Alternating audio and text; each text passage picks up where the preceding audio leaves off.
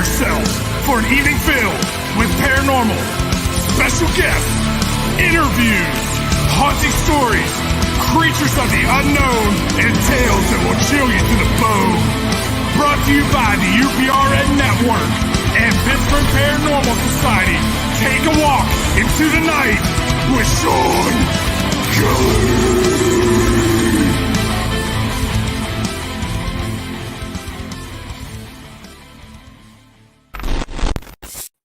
Good evening, everybody. This is Shawn Kelly. Into the night. How are you guys doing tonight? Doing great. Kind of had like a crappy Christmas, and so when it comes down to my depression and the mental illness, I consider depression and anxiety. There was a little problem with it, where my son came in from Indiana on a Sunday. And what happened was he caught COVID and he had to go back home again, back to Indiana. And so it was like kind of like a bummer type of thing. I don't know. Besides that, thank God for my medication that I take for my depression because, it really, really, really helps me out. Now, the doctor did put me on a larger dose.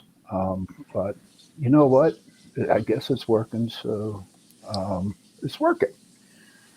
But I just want everybody to know out there, quit, hey, Carmen, tell your husband, he's messing with you. There it is, there's a coffee. But everybody that has mental illness or are going through some hard times, I'm thinking about you, I'm praying for you, and just take it one day at a time. And you know what? Everything's going to be okay because it really is. Now, to the show. All right. So sent me this little intro that I want to read. But first of all, Carmen, is you on? I'm here. Oh, you're here? Good. Let me tell you a little bit about Carmen before I read her intro. Back in 2006, March 6th, 2006, Carmen was a waitress. And I just got back from Gettysburg, and I sat down there having my coffee and iced tea, and I told her I want to start a ghost hunting group. Well, ladies and gentlemen, there she is. If it wasn't for this young lady right here who did all the paperwork and stuff like that, I wouldn't be where I'm at today. And we had some good investigations, didn't we, Carmen? Yeah, I forgot to go through some of my stuff earlier today. When I first moved to our new house a couple years ago, I found the original CD from Blue Mist Road. Oh my God! With our original pictures from Blue Mist Road, so I'm an OG. You are the OG, honey. You are the OG. Those are some fun times back then, huh? Now, what's funny? Was funny, right? Everybody that we'd go on investigations like Blue Mist Road or a cemetery or something like that. And what was that song I used to sing? There is someone right behind you. Yeah, It is me. And it used to be freak. She used to get freaked out. But man, that was creepy as heck. Why would you sing that? Creepy out. To have fun, but mainly the creepy out. Oh wait, what was your pump up? Your pump up song was Phil Collins. Yeah. Into the Night. Yep. And then we got into some, what was a Death Angel or something like that. And we had a couple of them. Oh, our arch enemy. You got into the death metal, yeah. Yeah. That was you and the other guys. Oh yeah. Those are some good times. Hi Liz. Hi Stuart. Liz, Stewart, I want you to meet Carmen. She's like my daughter now. I gotta say, I got some gray hairs now. But same. That's why I diet. No, not you. Hey, you gotta get that haircut, man. Seriously. Yeah. It's like my strength right now. Yeah. When I put it up in my pineapple ponytail, something serious is gonna happen. Yeah, that I do know. I'm telling you, man, she might stand like 4'8", boy, but she got a punch. The girl got a punch, man. So, tell them what you're doing now. I mean, if you go on TikTok like I do, you lift weights, don't you? Tell us I about that. do. I am a amateur. And I say that like I am an amateur power lifter. Hmm. I I've been working out with a trainer for going on 10 years now. I'm kicking my butt for 10 years. I go see her twice a week, and for years she kind of pushed me to lift heavier, heavier. And for the longest time, I thought, no, I just want to lose weight. I just want to get toned. I just want to be fit, and wasn't really working. But our gym had an in-house powerlifting competition in 2019, and just kind of like, you know, nothing like it was like not like a big prize or nothing. It was just like other people that belonged to the gym, just kind of doing the powerlifting thing, kind of for bragging rights. We all had pizza and beer afterwards. But a lot of the other women that I was working out with were like, "Yeah, let's just do it. Let's just go have fun, see how it goes." And I loved it. I mean, I loved it. I loved how every single person in that gym, whether they knew me or didn't know me, every single person was cheering for somebody. And even Hmm. if they were out lifting somebody else, lifting heavier weights, they still wanted to see you do something cool. So that kind of, I don't know, like that culture of just being with other people, like minded individuals that know how hard you work and know what you're doing and what you're putting in. And even if they are lifting heavier weights than you, it's still pretty amazing to see somebody hit a PR, a personal record for themselves. Right. So that's kind of why I like lifting You hit weights is, many personal records, I see. Yeah. How much weight yeah. do you lift? He goes, Stuart wants to know how uh, much weight so I do you set lift? Well, I did a competition for RPS Federation at the beginning of November, and I set a state record with my deadlift for my age group and weight class. I hit 340 pounds Damn, for a girl. deadlift. Holy shit. That means you can deadlift my ass, no problem.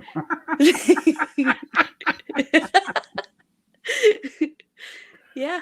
Oh, yeah. She's a little spark plug, man. But the reason why I got you on the show is you have a podcast coming up starting in January. And um, Yeah. and it's called, what was it called again? Fear Um, embodied. Fair Embodied. It's it's at Fair Embodied Pod. So Hmm. I'm gonna. She gave me this little Pod. intro, so I'm gonna read this to her. It's the second one, not the first one you wrote. Liz says, "Hi, Carmen. Say hello to Liz, Carmen." Hey. Okay. So this is her little bio. Hi, Chris. We're a little podcast that wants to shine a light on humanity's greatest fears personified, diving into more just the stories we know and enjoy, asking deeper questions that dive into the fear and what it says about who we are. But it won't always be dark and brooding. We'll talk about myths, legends, pop culture references, psychology, and more than anything. Just have fun talking about scary and creepy stuff. Anything from Bigfoot to aliens to zombies and serial killers. Fear Embodied will have lots to dissect and discuss. I'm proud of you. I'm proud Thank of you. you. I'm proud of you. Um, Literally, I just when you told me that you were doing the podcast, when you messaged me about a month ago and you told me about it, I was like, yeah, that's the girl. Yeah. See everybody, she's like my little shadow. If it ain't for ghost hunting and she getting into the podcast and stuff like I that. know. Hey, this is a product of the pandemic, honestly. I feel Um, like okay. everybody kind of, if you didn't have one before the pandemic, everybody kind of thought about making one in the Right. pandemic. No, true, true. So what brought this on? What? I've had this idea for a couple of years. I told my husband about it. I was like, "I'm going to do a podcast," or he always said to me that I should do a podcast or we should do a podcast. And I'm like, I don't know what I'd talk about. I don't have Hmm. any idea what I'm going to say. And I don't know. He kind of got me to think about it a little bit deeper over the summer, and he said, if you had to do one, if you were going to do one, what would you talk about? It's like, obviously monsters, because I like monsters. I like scary stuff. And he kind of got my brain thinking, okay, well, in what way are you going to talk about monsters? If you can come up with 20 ideas, for a topic that you could Hmm. talk about for an hour, let's see what we've got. And I came up with 26, without even thinking, without even trying. I had 26 ideas. And he's like, okay, yeah, we're going to make this a podcast. So was my husband kind of pushing me. Will you get him in the picture with you? They want you in the picture. Yeah, get your butt in here. Come on. Come Because on, he they want keeps you looking in. at you like looking for encouragement. Because he's Come sitting on. over here. He didn't. Oh, he'll bring the He damn wasn't chair over feeling to the you. best, and he's being There he bummed. is. All right, brother. It's about That's time. my producer, the man behind the camera. You are a lucky dude. You are really a lucky dude. Said you're You a really lucky are. dude. That I am. I Yes, know you are. that. Yes, you are. So you were saying that you brought this idea up for the last couple years, right? And Yep. so explain, where can somebody come listen to you? Like, how's that work? I'm not really good at podcasts, so I'm actually on Yeah. radio. So, Mastermind over here, we're going to produce our podcast through Anchor. It's an app that's free. And Hmm. I don't know the whole behind the scenes stuff, but he's pretty familiar with it. But basically, when you do the production through Anchor, you upload all your stuff and it'll Hmm. automatically send it out. So I know off the bat, it'll go to Apple Music and Spotify. So those will be the first Right. two locations that you can find our podcast. And then as we kind of go, if we start to get, more traction, we'll figure out if we can go on other platforms from there. If The plan after Spotify and Apple will be on YouTube. Okay. All right, that's awesome. Our show's on YouTube. Oh, I'm sorry. Excuse me. 1 minute. Into the Night is on UPRN Radio 105.3 out of New Orleans, and so that's where we're at. And maybe Carmen, maybe I'll have my producer Joe check out your show a couple times. Maybe we can get you on here for a couple times. You know what I mean? Yeah. I mean, I'm doing pretty good for this late show. I mean, I get a Yeah, you decent. are. I am. I get a lot of I got decent numbers in our first show, Chasing Prophecy. Um, that is really has taken off since we moved to Tuesday nights doing a 2 hour show. Yeah. But I was a little hesitant at first, but you know me, I got to jump in and start talking about it. Never, it's Well, really crazy. Was for me at the beginning was that we talked about aliens and UFOs and Bigfoot and all that crap, and I was like, I'm nowhere near this. I don't have a clue what the I'm hell. with you. That's him. Yeah. He has to talk about the alien. Well, first of all, aliens scare the crap out of me. I'll be A real. mouse, That is my a biggest. mouse That is walking my biggest across fear. the mouse walking across the floor near you will scare the crap out of you too. You know Right. what I mean? But aliens scare the crap out of me. So this guy, he's Mhm. he's the alien guru. So that time when we get to that subject, he's going to be taking over, and I'll be the guest that night. Okay. But I've learned so much being on this show, being on Chasing Prophecy, and and being on Chasing Prophecy and working with Jenny, and I work with Jason, who's in the group, and then there's Trish. Um, I love it. I love it. I like it a lot. And I've talked about doing this back in 2006, 2007, Oh yeah. and yeah, a lot of times, but never gave it a thought. I thought about it, but I just didn't know which way to go. And It was still kind of new even back then. For right, YouTube was even still new for putting videos out. right. Even what podcast wasn't even thought of back then. I don't even think that was a thing back in 06. Maybe a couple years later, like 08, 09, give or take. Mhm. But yeah, that still would have been really early for even that technology. Right. So, what is your very first monster, or are you going to hold my people in suspense? What is the first monster? The first one is going to be double creature feature. It's gonna be Bigfoot and werewolves. Bigfoot and werewolves. Okay. So why do you like Bigfoot? Why? I don't know a What whole is lot it about about? Bigfoot actually, so this is kind of an interesting subject for me.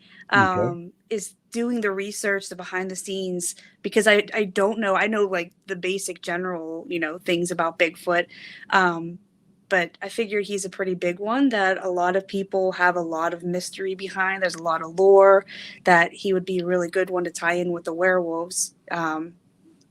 Most people are generally familiar with Bigfoot, Okay. Yeah, which Okay. would make it a great topic for a pilot. yeah. Oh yeah, absolutely.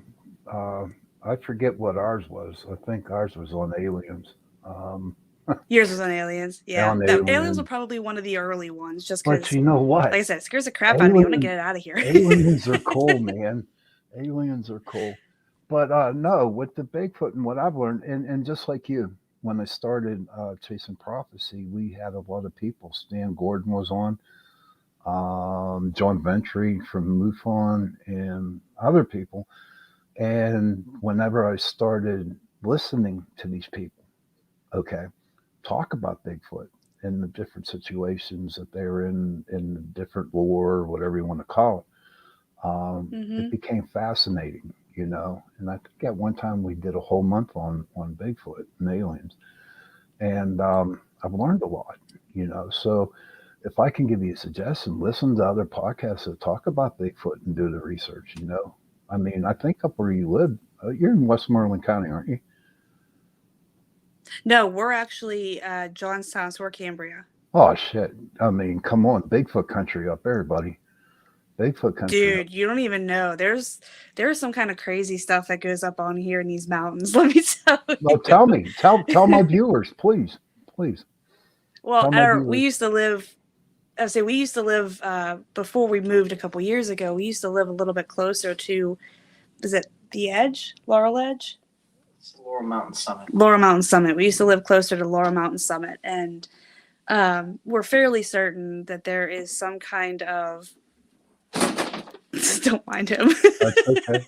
He's It's grabbing a okay. chair. It's okay. We're fairly certain there's some kind of like not Area 51 kind of stuff, but there's just something suspicious going on in those mountains. So tell me, like, were you walking through the mountains that you thought something was suspicious, or what? Two instances. One morning, early bright morning, winter morning, I was out walking our dog, previous dog, and smoking a cigarette. I was walking out in the front yard with the dog, and I just kind of happened to look up because I could hear a plane flying overhead. It was early, it was bright because it was sunny outside, and I remember seeing something kind of silvery flying through the sky. Mm-hmm. Heard the airplane. I see the airplane coming from a different location, and then just as they're about to kind of cross paths, the something silvery disappears.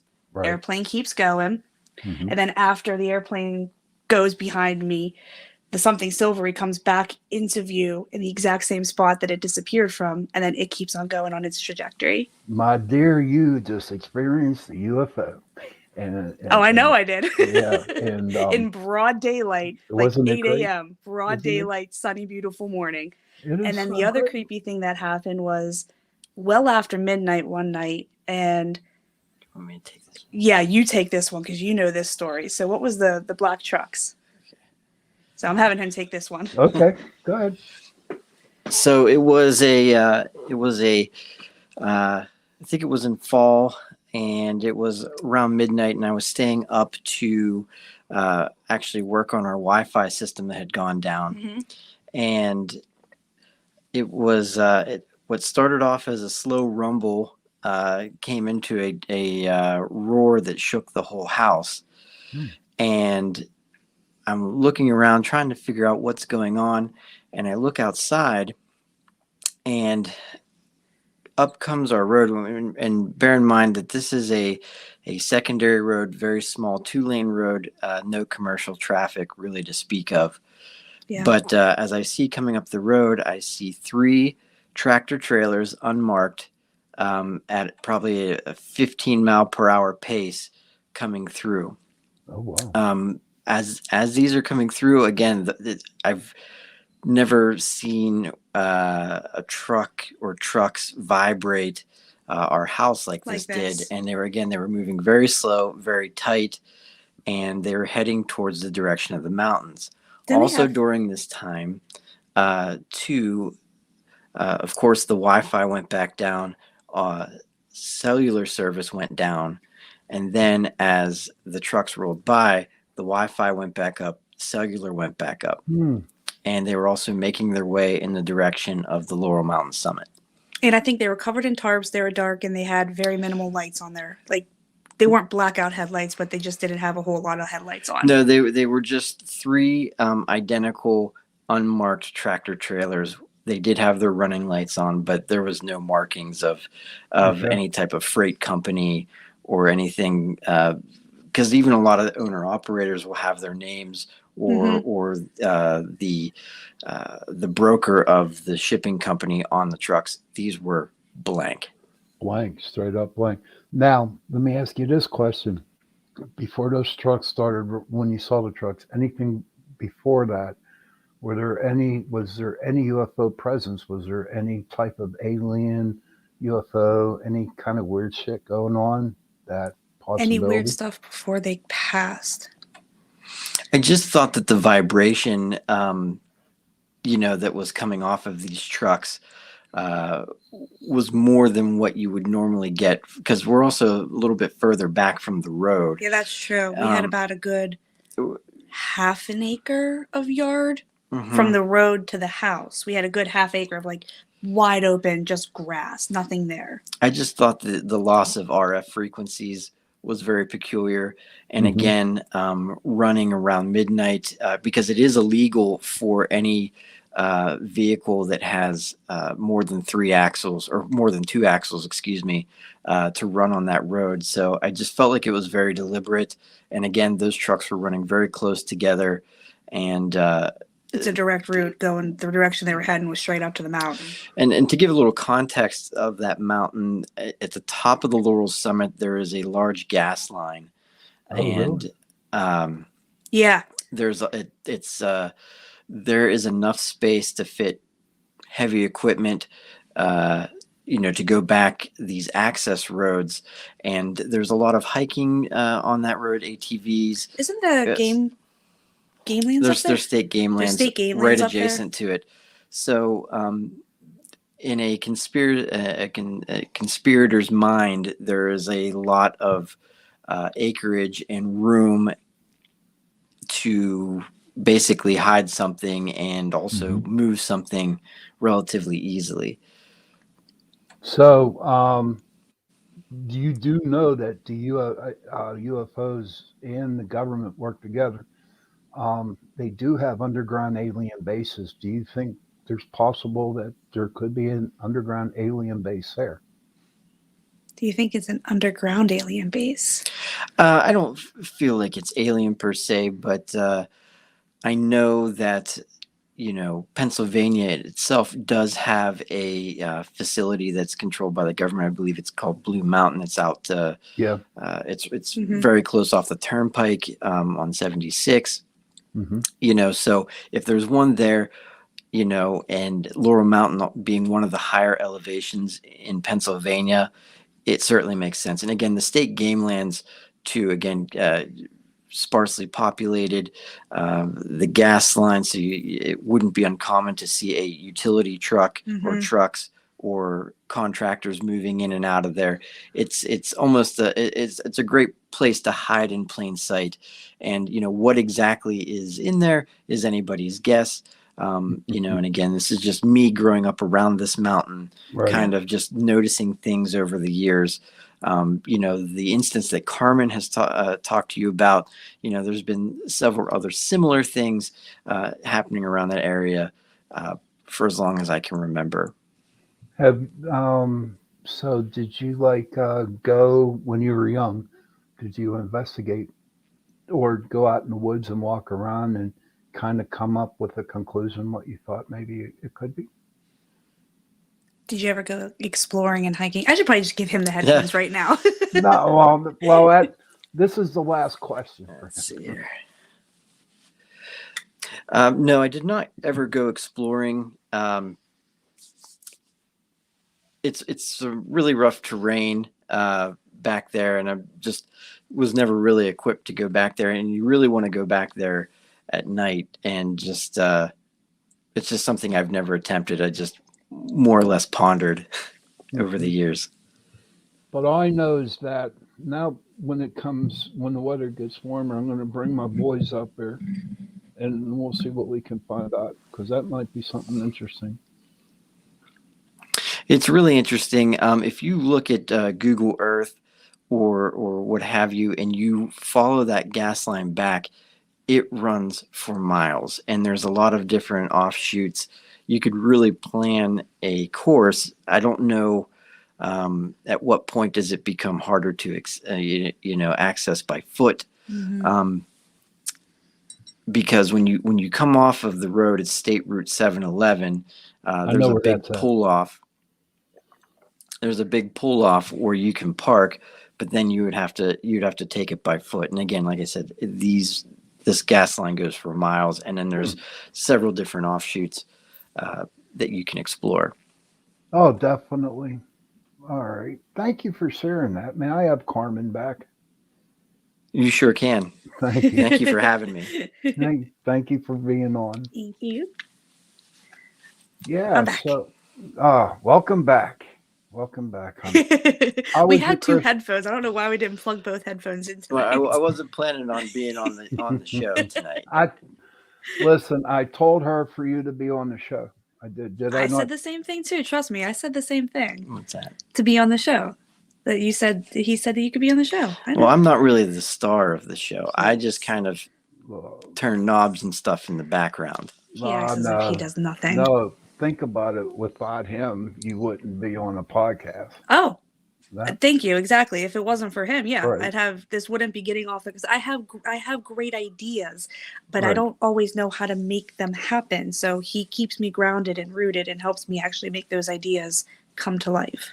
Well, let me tell you about Bigfoot, and there's a little thing I'd like to share with you. Yeah.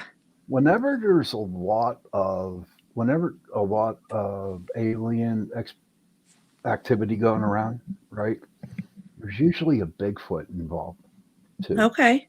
And the reason behind that is the Bigfoot, and I'll take this to my grave from what I've learned and heard, that Bigfoot and UFOs, they go together. All right. Okay. Think about it, right? You see a lot of people have these sightings of Bigfoot, right? All right. And all of a sudden they see it and poof, it's gone. It disappears, right? Mm-hmm. Well, I believe that whenever someone spots it, that the Bigfoot goes back into the vortex or the hole in which it came from because they're on another dimension. And it's crazy. So whenever you see a Bigfoot, I can guarantee you're going to see a ton of aliens, and you're going to see more big ass black trucks coming up your road for that. Probably. 'Cause I got chills going down up and down. I got my spidey senses kicking in. Yeah. But so I have no doubt in my mind Bigfoot exists. Okay.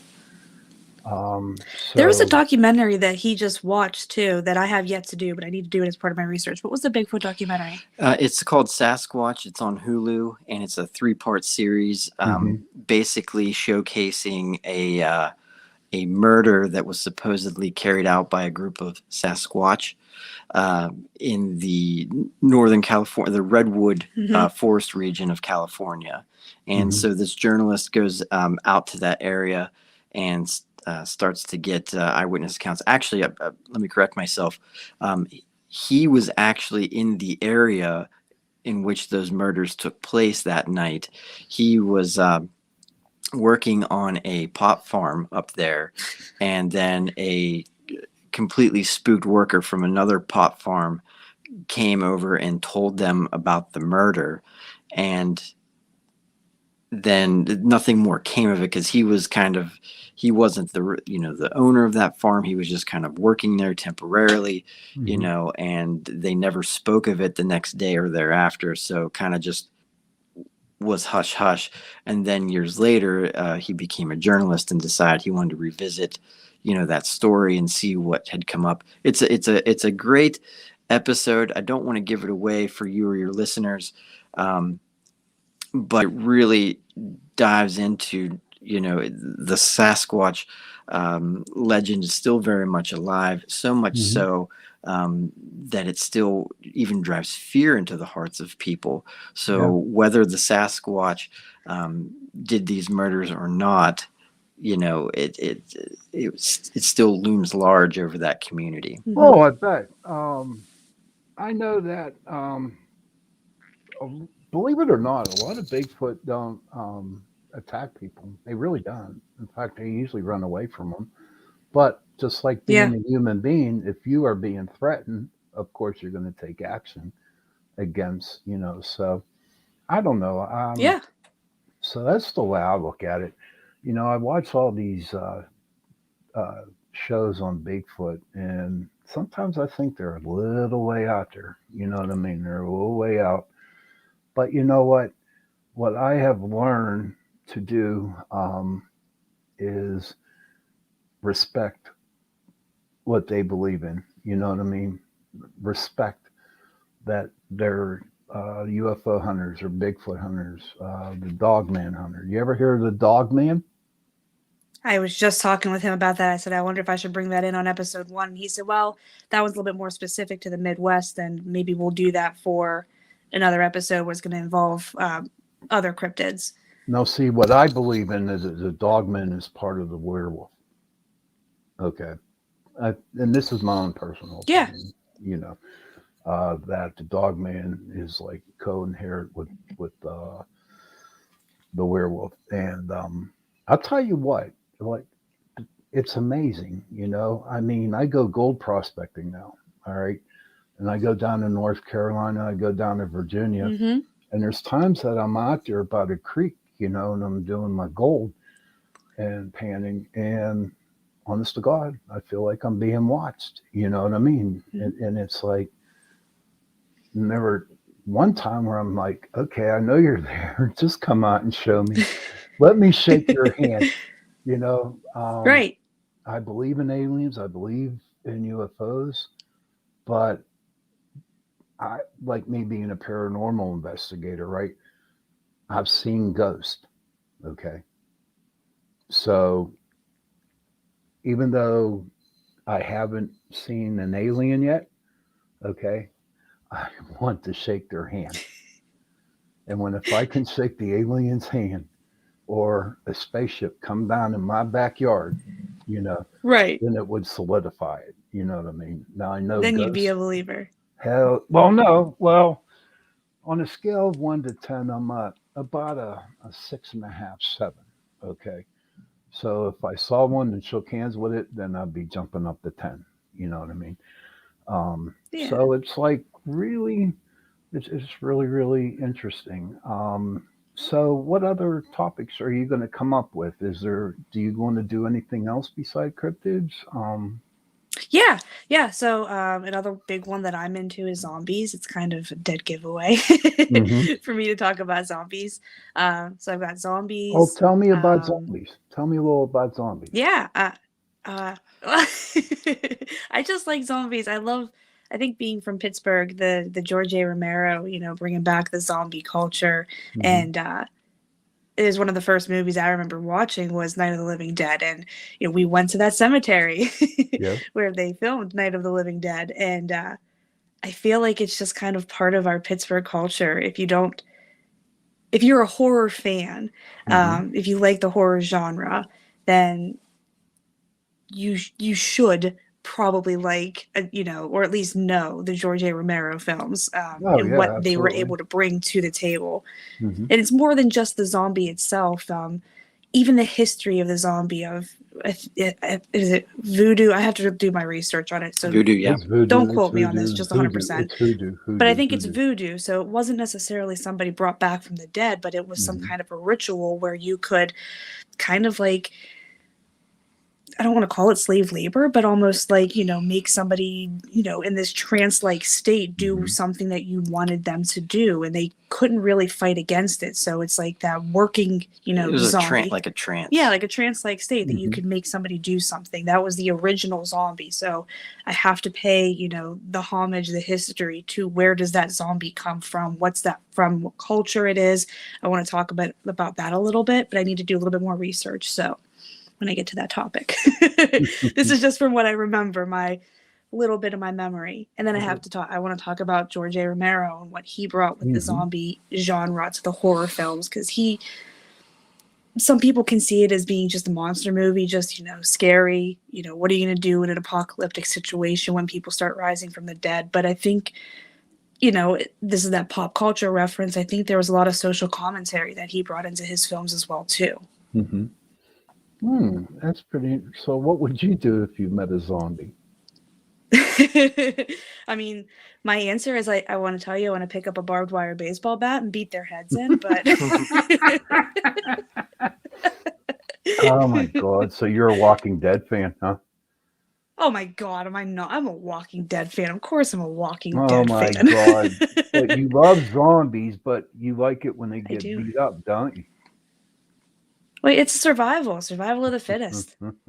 And the Walking Dead went away from that. Well, it's still a movie or a show about zombies. There still are that physical threat, that natural threat out there in the world. But over the years, now it's become more about the monsters that humans have become and how terrible they can be and how depraved they can be in some instances. I think that's the larger theme of what the podcast is going to be about is what connects us to these monsters, these stories. How have they endured for so long, and how have they changed, and what does that say about us as they change? Yeah. Okay, that's pretty good because because most shows that go on forever, like I forget one of the show, but it's like that they instead of starting off, zombies killing zombies and all that stuff, but actually it's like they're just going full circle to make it like how a human being is with another human being, Yeah. And that's honestly the bigger threat on a lot of these shows now. I mean, I know a lot of the fan bases kind of fell off. We still watch The Walking Dead, Fear the Walking Dead, and the spin-off shows. And we're still kind of, maybe not as diehard as we used to be. We don't watch them every single Sunday because, #kids. But we still watch the show. We still are into it. And I know a lot of the fan bases fell off.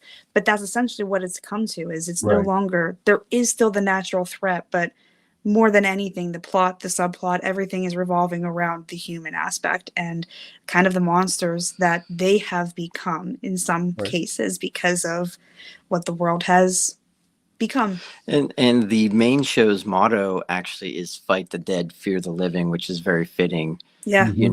For their main storylines. I believe that, because I'd rather spend, an evening with a bunch of ghosts. And fight the dead, fear the living. That's it, man. Because there's some crazy people out there, dude. There is a lot of crazy people. Yeah, I know a lot of people are like, safety in numbers. Not necessarily. No, it isn't, man. Because everyone's going to be like, but I know I'll come up to your house if there's ever a zombie attack. And you better tell me whenever there's a Bigfoot around, because I do want to get up there. Well, if I see a Bigfoot around, I mean, we're a little bit more residential now at our new area, but we still have woods. There's still woods nearby that, anything could happen. Oh, you know what? You want to hear about a crazy story that happened last year? Speaking about, I don't know if this is, so we're getting back to the UFO story. This happened last year, right before the pandemic hit. So early March. I mean, like literally right before pandemic, before everything shut down. March 2020. I just happened to let the dog outside. It was night. Just happened to let the dog outside, and I saw in the distance, again, same trajectory looking towards Laurel Mountain. So in that same area, there was this weird light in the sky that was really bright. I don't know where the camera is, so I'm like trying to not block my face. So weird light in the sky, really bright. From weird light in the sky, there were other mini lights kind of shooting off of it Oh, in wow. a straight line pattern, and they were like equidistant, like so they were coming off at the lights coming off of it were dimmer, and they were streaming out at like equal distance pacing from one another. So if it was like I had the image in my head of like paratroopers jumping out of an airplane, Right. how you do it synchronized, so you have spacing between each other. So there was this string of lights coming out of big bright light, and of course I'm watching it, and I even took a video of it because it was like, what the heck is this? And then it disappeared, just like literally disappeared after a couple of minutes. You saw the video? Probably, yeah. Okay. That would be pretty interesting. And to me, it's like where you live is like Area 51. Yeah. I have no doubt I in mean, it my might as well mind. be. I Wait, have no my doubt in gym my is called mind. Area 56, so Yeah, 1-5. for a reason. Yes. But you know what? Honestly, I have no doubt in my mind. Um, there is an underground UFO base up there where you live. I have no doubt about it. There's something up there. I mean, even if it's just like a secret government hideout, like if they're doing something with, who knows? You can drive past the Laurel Mountain summit on any night, call it late night, and you can see heavy equipment there idling, and it's not state equipment. It's it's a private contractor or what have you, but you can see it idling. You can see things going to and from that opening at the gas line. It is very active. Yeah. So especially in that on those hours. Yeah. For like in the middle of the line? night, there's no houses around. It's not residential. Right. There's no businesses. It's not like you're getting off the turnpike and you expect to see like a gas station with like, trucks refueling or something. It's literally the top of a mountain. Now, this opening, does it go into the mountain? Does the opening go into the mountain? No, I don't think so. No, there, at least from my view, looking over the maps, it's all on top. Unless there's some kind of like a bunker that eventually. I'm sure. I just can't see if there's any type of access points that go down because again, at the Laurel Mountain summit, it is on the top. It's so this access road just kind of goes down the terrain of the mountain thereafter. So you're really, when you start there, you're already at the highest point. So there's not any elevation that is higher that can actually go into. Now, any other strange things happening around there, around that area, besides any other strange happenings? I know the lights has been a big thing that I still keep an eye. Oh, didn't we see it not too long ago? Just the other night, I saw a light at right about the same point that Carmen was referencing from 2020. Yeah. And as I was opening the door to let the dog out, almost as if it had seen me, as the door was opening, it shot back over the horizon again towards the Laurel Mountain summit. Okay. If I had $100,000, I'd bet you a cup of coffee there's one down there. I have no doubt in my mind. Well, you heard there probably is. There's a mountain range, Laurel Mountain, right now. What's the mountain range? It's the Laurel Mountain. It's the Laurel Highlands. Laurel Highlands. But of course, we're part of the Appalachian. So yeah, Appalachians. Which? Yeah. Yeah. I think it's important to point out too that Western Pennsylvania does have a long history of the UFO lore. I mean, I think it's worth mentioning that the Laurel Mountain Summit is, as the crow flies, maybe 20 minutes from Kecksburg, where the famous Kecksburg UFO incident occurred. back in the 60s. And that's a very compelling story, even to this day. Mhm. Just based on the type of object that landed there, the shape of it, which was a bell or acorn like, Right. eyewitness reports of hieroglyphs on it. Also, as the object was coming down, it also looked like it made a course correction. Mhm. So it seemed like it was under, some type of intelligent control before it finally came to rest in those woods. So again, Western Pennsylvania certainly is no stranger to this, and we're not, basically at that time when this was a much more industrious area too. I don't think it would be hard to put something on a boat or a railway and send it to Wright-Patterson, which of course Right. is just the next state over. Yep. Mhm. There's a lot to consider there. And again, with this being one of the biggest mountain range on the East Coast, there's certainly a lot of space and room for things to happen. Oh man, of course. I have no doubt in my mind that there is. But let me tell you a little story about Kecksburg. If you do your reading, whatever you call it, um, I forget the name. I'm tired. But research. Okay, that Yeah. back when Hitler, whenever the United States went over, because that Germany, the Nazis, they were really big into the occult.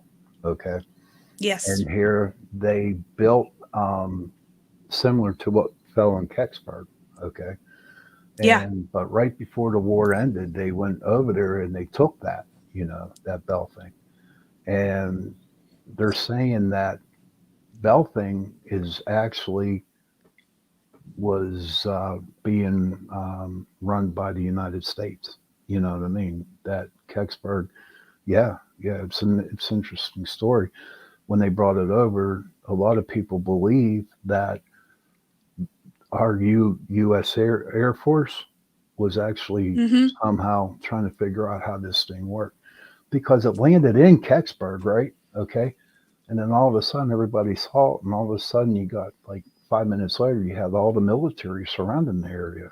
You know what I mean? It was so Kecksburg's an interesting thing, to look up on. Yep. But I'm really. Why do you think that Pennsylvania? Well, they are in the top 10. They're like number 5 in cryptids and Bigfoot and all that. Okay, especially Chestnut Hill over there by Yeah. Westmoreland County. Why do you think Pennsylvania is big for so-called cryptids and stuff? Why? Why do you think? Why do we think Pennsylvania is big for so-called cryptids? Honestly, I feel like it's probably just because we have a lot more history. So it's not necessarily Pennsylvania in general, as much as it's just like the East Coast in general has been inhabited for longer. Hmm. Um, that we have more history, more written history from people that we just have stuff that's a little bit older. So because we have stuff that's older, I don't know, just kind of like, I think given, the Mid-Atlantic's Native American heritage, where you have a lot of those legends and stories, passed down, and yeah, then of course, as the settlers had come through, those stories being translated to them, they take on a new life, and then of course, as they're trying to settle this land, the things that they experience that they might not be able to explain right away, can Hmm. quickly be explained as some type of cryptid. Uh, so I feel like, again, basically what Carmen says is the rich history of this country's formative years has really kind of set the stage for it. And then again, it's we live in the woods. Creepy stuff just happens, and you don't always know what you're looking at. And I think as humans, we're quick to try to label something, to make sense of it, and that's how these stories continue to thrive. yeah, Hmm. Now on Chasing Prophecy, we brought a lot of topics up on this. Now Trish lived in, I think, up in New York, and she was out in the woods all the time, and she would see elementals. Okay, do you think there are elementals up there? I'm talking fairies, gnomes. Do you think Oh Could God, you? yeah. Could you? Yeah, I Have you want to do a whole witnessed any? podcast or an episode on that. On Okay. folklore. Right. Absolutely believe that there's fairies, and because not every monster is going to be bad. That's the other part of it too. Is like some of them are just tricksters, and Hmm. just like having fun with people, because they can. Right. And I don't know if it's just like me being like the girl, that I was into like the fairy tales when I grew up, Hmm. or when I was growing up, but not just like the fairy tales that you think I Hmm. kind of liked the darker, twisted ones, Yeah. of course. Come on, Coral. Yeah, so, that's my girl. Yeah. so like I feel like those are again anywhere you're in the woods, anywhere that there's going to be something that's connected to nature. It doesn't necessarily mean it's bad. It doesn't mean it's evil. It doesn't mean that it's out to Right. get you and going to hurt you. It's just it's something supernatural that maybe we can't explain. Now, my question, Carm, to you is when you were out in the woods, or did you witness anything like that out there? No, I've never actually witnessed anything. No? Like No, I little believe in light, it, but I've never seen it. little lights popping around, like Mm-mm. dancing? Well, I'm going to tell you a quick story. When I had Paul, do you believe he's 31 years old now? I can't believe that. He's old. I'm getting old. You're old. I'm old. But when he was 8 or 9, I was over in Pleasant Hills and in a complex, and they built gardens all over the place. So him and I were sitting in the garden one night, and all of a sudden we saw all of these little bright little lights flickering all over the place. It was a little too early for lightning bugs. You know what I mean? Because it was still a Okay. little chilly. Yeah. So I'm thinking, this is because Paul said, like, look at the little light, look at it. He was all excited seeing them lights, right? Yeah. And then the next morning we went out there to the garden, right? And there was a perfectly formed fairy ring, Oh, no way. all mushrooms, yes. Same height, same growth, complete Yeah. circle. Oh, yeah, Complete absolutely. circle. I was like, Oh, yeah, yeah. that's real. So I saw my fairies. Yeah. You But saw fairies. oh yeah, I'm good. I'm down with that. You know what I mean? I don't care what people think. They can judge me however they want. Being starting over a year and a half ago, I have dealt with and talked to and even experienced some stuff. Um, Yeah.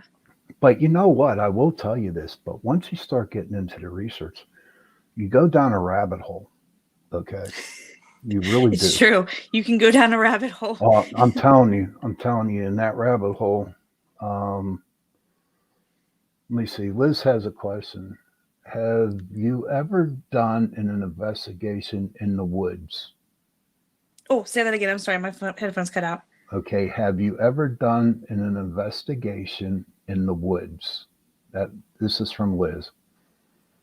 Oh, yeah. We've done investigations in the woods before. We were at, do you remember, Shawn, when we did the little cemetery back the Yakagani? Oh wow, yeah. That's right on the elegant. Was it the Mon Bike Trail or what was it called? The bike trail? Oh, that was Some kind crazy. of bike trail. Yeah. Yeah. We walked like a good, like, mile, maybe a little bit further from where we parked our cars in the Yeah. middle of Tell the the woods. story. Tell the And, story. She's a good it was this storyteller. tiny cemetery. I mean, so you're just walking down. It's a path. It's a legit path, bike trail, whatever you want to call it. So it's not like it's overgrown. It's well known, well traveled. People go down it.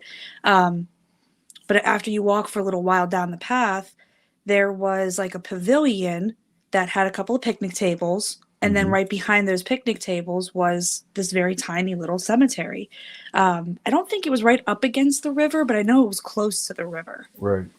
But it was really very Rosebud. tiny. It was old, Right. very old cemetery because I know whoever we were with, whatever group of people we had, there was a woman who was she was kind of a young mom at the time, and she said, she kept trying to read the headstones, trying to make anything out, but it was really an old cemetery. It wasn't well kept up. That a lot of the names and years were kind of faded to the point that it was like unrecognizable by the naked eye. And she got very upset that the very first tombstone or headstone that she could read was that of a child, and she had just given birth, so she was kind of it hit her a little bit close. In her, recent labor and delivery, that the first one she could read obviously is the headstone of a child. Yeah, that was a creepy one. Listen, I got a couple more minutes left here, Karn. Is there anything Okay. you would have liked to really spice up your show that you got coming up? And when in January you're going to start, and how can people get a hold of you? And Yeah. give We it do all. have so social media manager over here. We have Facebook, we have Instagram, we do have a YouTube channel, TikTok, Twitter, all with that same handle, Fear Embodied Pod. So if you're looking to reach out to us, one of us is going to reach back out to you. We'll get back in touch with you if you have any questions. I know that we're going to have some episodes that's just going to be me and him kind of flying solo. There will be episodes where we're going to have some guests, one of which is going to be this gentleman right here having me on his show.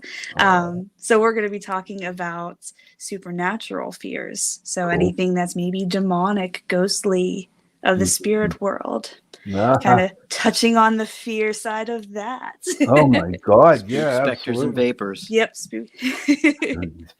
Hey, listen, hon. Eventually, we're going to kind of branch out and do some kind of chat where it's like a Discord kind of thing where we're going to have listener tales. So if you have, scary stories you want to talk about, we'll have a way that you can drop a voice memo or a voicemail, and then you might be featured on a upcoming episode for listeners tales. And really what the Discord will be is a community to keep these stories going, keep the conversation going, because as you know, we can talk at length for hours about certain things, and there's so many knowledgeable people out there, and it would be great for everybody to kind of come together and share experiences and what they know, and maybe get closer to the truth on a lot of these things. It's a very exciting thing. She's going to be a fantastic host, and of course, I'm very I have no doubt excited in my to mind. help her get this project off the ground. Oh hell yeah, she's going to be good. She's going to be really, really good. And I'm glad you guys have faith in me. Oh, I do. Of course, I always have. Always have. But listen, I got to run. The show's almost over. I got another minute, so I want to thank you two for being on the show. No, thank you so much for having us. I really appreciated being a part of this. I'm glad. Sean, thank you for having us. Appreciate it. Sure, and I would like to have you back on after you start doing your podcast, and we'll go from there. All right. Very soon. We're still in the process of making the first one. I'm thinking probably the first or second week in January we'll have the first episode. Probably come out every other week. All right. Awesome. Well, you guys have a good night. And until then, check out the trailer on YouTube. Yeah. And that'll kind of get you in the right mindset for what's to come. Carmen, what you should do is send that trailer over to my page, and then I'll just post it, and then we can go from there. Thank you, Liz. I can do that. Hey, listen, everybody, it's that time to go. It's like the end of the witching hour, the beginning of the witching hour, and I have to go. And everybody out there, please remember, I do pray for you, and I do care about you. And on that note, happy hunting. Bye. Now we got to wait for Joe to come on to pull us off. That's how it works.